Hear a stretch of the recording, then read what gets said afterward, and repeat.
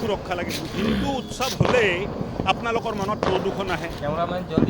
হিন্দু উৎসৱ পাতা যেতিয়া মানুহে পাতে, দুৰ্গা পূজা পাতিলে আপোনালোকে প্ৰদূষণ দেখে, দীপাৱলী পাতিলে আপোনালোকে প্ৰদূষণ দেখে, হোলী পাতিলে আপোনালোকে প্ৰদূষণ দেখে, কালিটো ঈদ পাতিলেতো প্ৰদূষণ নেদেখে আপোনালোকে।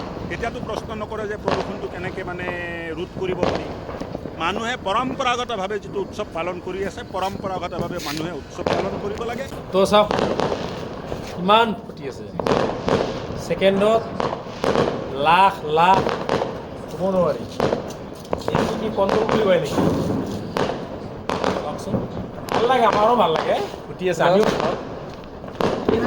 নমস্কাৰ গাইজ, আজি দীপাৱলী হয়, আজি দীপাৱলী শেষৰ দিন। তো চবকে পলমকৈ হ'লেও দীপাৱলীৰ শুভেচ্ছা জ্ঞাপন কৰিলোঁ। তো আমি আজি বিল্ডিঙৰ ছাদৰ ওপৰত আছোঁ, 4th ফ্ল'ৰৰ ওপৰত আছোঁ, আৰু এনেকুৱা এটা জেগাত আছোঁ, জেগাটো মই নাম নাপাওঁ, কিবা এটা জেগাত আছোঁ আৰু এনেকুৱা এটা জেগাত আছোঁ, ইয়াৰ পৰা আমাৰ পূৰা গুৱাহাটীখন দেখা পায়। পূৰা গুৱাহাটীখন বুলি ক'লে ভুল নাই। তো আহক, ইয়াৰ পৰা দীপাৱলী কেনেকৈ মানুহে উদযাপন কৰি আছে আৰু কেনেকুৱা ফটকা ফুটাই আছে, ইয়াৰ পৰা পূৰা দেখা পাবি আজি হা।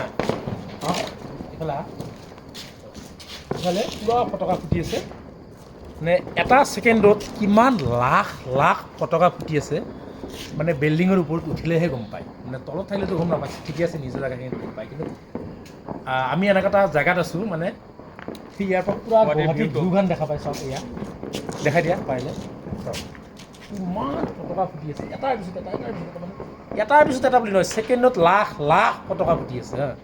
তো এই চৰকাৰখনে কৈছিলে যে ৰাইজক কৈছিলে যে মানে ফটকাটো ফুটালে হ'ল, মানে লিমিটেড ফুটালে হ'ল। ইয়াত চাওকচোন, ক'ত লিমিট? এইটো লিমিট বুলি কয় নেকি?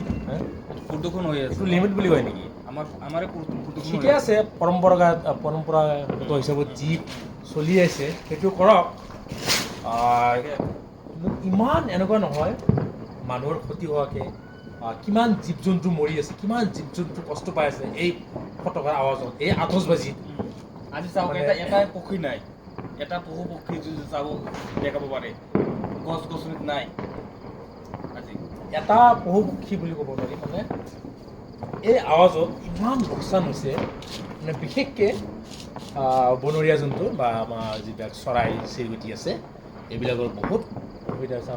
এটা চৰাই চিৰিকটি নাই, এনেতো গুৱাহাটীত নাই, কিন্তু কিছুমান জেগাত চাওকচোন কিমান চাউণ্ডটো কিমান পিছত আহিব, কিমান পিছত আহিব চাউণ্ড, এতিয়াই চাউণ্ড চব বস্তু এটা গতি আছে, শব্দটো উঠিলে কেতিয়াবা, কিন্তু চাউণ্ডটো কিমান পিছত আহি যাব পাৰে। চাওক, আমাৰ এজন নেতা আছিলে, নেতাজন কালি না পৰহি এটা অশোক সিংহাল ন, নেতাজন কালি ন, কালি কালি এটা কমেণ্ট কৰিছে চেনেলৰ আগত, যে এটা সাংবাদিকে সুধিছিলে যে আপোনালোকে আগতে কৈছিলে যে মানে কি পদক্ষেপ লৈছে গুৱাহাটীৰ যিটো আতচবাজি কৰিব বা ফটকা ফুটাব, ইয়াৰ পলিউশ্যনৰ কি মানে ব্যৱস্থা কৰিছে? মানুহক আপিল কৰিছে ফটকাটো নুফুটাব, এনে লাইট জ্বলাওক। দীপাৱলীৰ উৎসৱ পোহৰ, দীপাৱলীৰ উৎসৱ মানে পোহৰৰ উৎসৱ, মানে পোহৰ মানে দীপাৱলী। তো সেনেকুৱা লাইটটো জ্বলাওক, কিন্তু আতচবাজি কৰিবলৈ মানা কৰিছিল। মানা কৰিব নেকি? সেই নেতাজনে কৈছিলে, মানে সাংবাদিকক মানে উভৰি তুলিছিলে যে আপোনালোকে হিন্দুৰ পৰম্পৰাগত, হিন্দুৰ কিবা উৎসৱ আহিলে আপোনালোকে আমাৰ পিছত কিয় লাগে? হিন্দুৰ কিবা উৎসৱ আহিলে আমাৰ পিছত কিয় লাগি থাকে?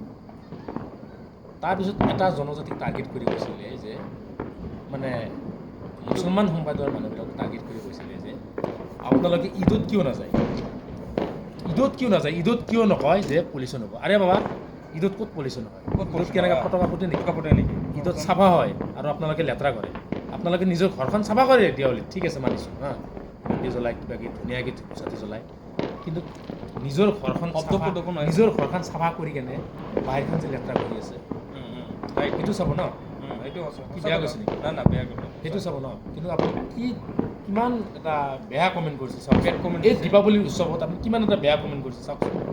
মই কি সুৰক্ষা লাগে? হিন্দু উৎসৱ হ'লেই আপোনালোকৰ মনত প্ৰদূষণ আহে।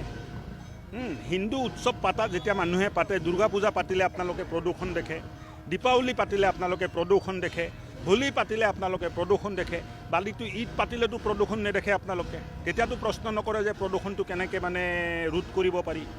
মানুহে পৰম্পৰাগতভাৱে যিটো উৎসৱ পালন কৰি আছে পৰম্পৰাগতভাৱে মানে কিবা এটা ভোট বেংকৰ কাৰণে এইবিলাক ই কৰি আছে কিবা এটা আহিলে মানে আগতে মুছলমান সেইটোৱে হাৰে মুছলমান ঈদত ক'ত হয় ঈদত পলিউশ্যন হয় নেকি পলিউশ্যন নহয় ন ঈদত